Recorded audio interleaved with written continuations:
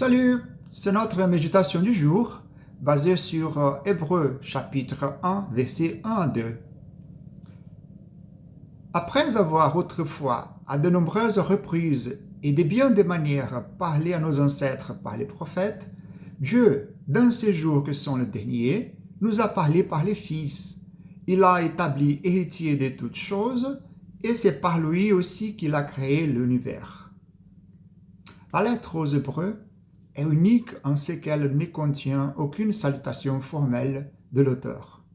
À l'exception de 1 Jean, Hébreu est la seule autre lettre du Nouveau Testament qui s'ouvre avec des instructions à ses destinataires. Ces faits a conduit certains commentateurs à conclure que le destinataire connaissait très bien l'auteur de la lettre.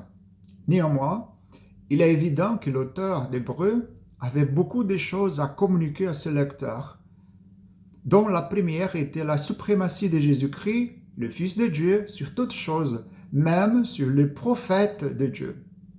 Tout au long de l'histoire, Dieu a choisi de communiquer sa vérité de plusieurs manières.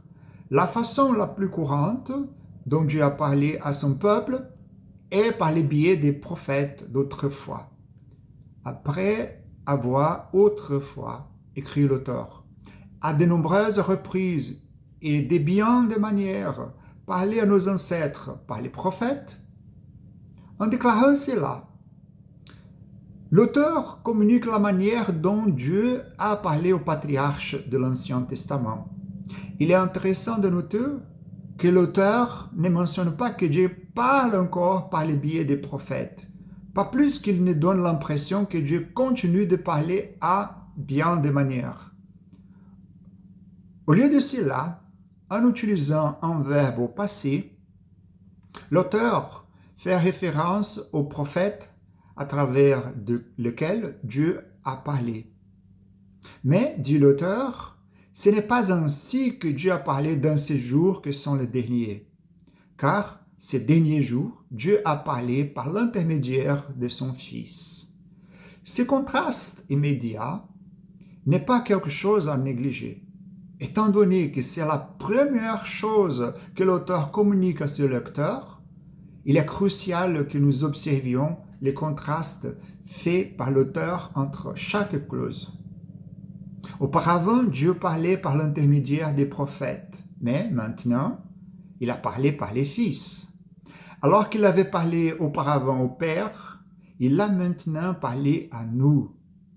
Et auparavant, il a parlé à plusieurs reprises. Maintenant, il a parlé dans ces derniers jours. La question n'est pas que Dieu a communiqué différentes choses à des moments différents, mais qu'il a parlé à travers celui qui l'a établi héritier de toutes choses, et c'est par lui aussi qu'il a créé l'univers.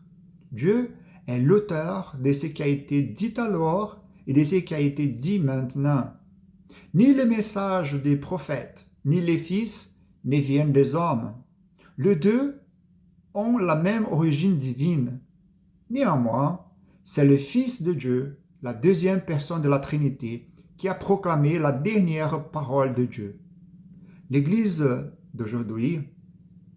l'Église d'aujourd'hui, nous observons beaucoup de personnes qui prétendent avoir reçu la révélation directement de Dieu. Considérez l'accent mis par l'auteur d'Hébreux sur la supériorité du Christ et sa révélation pour nous.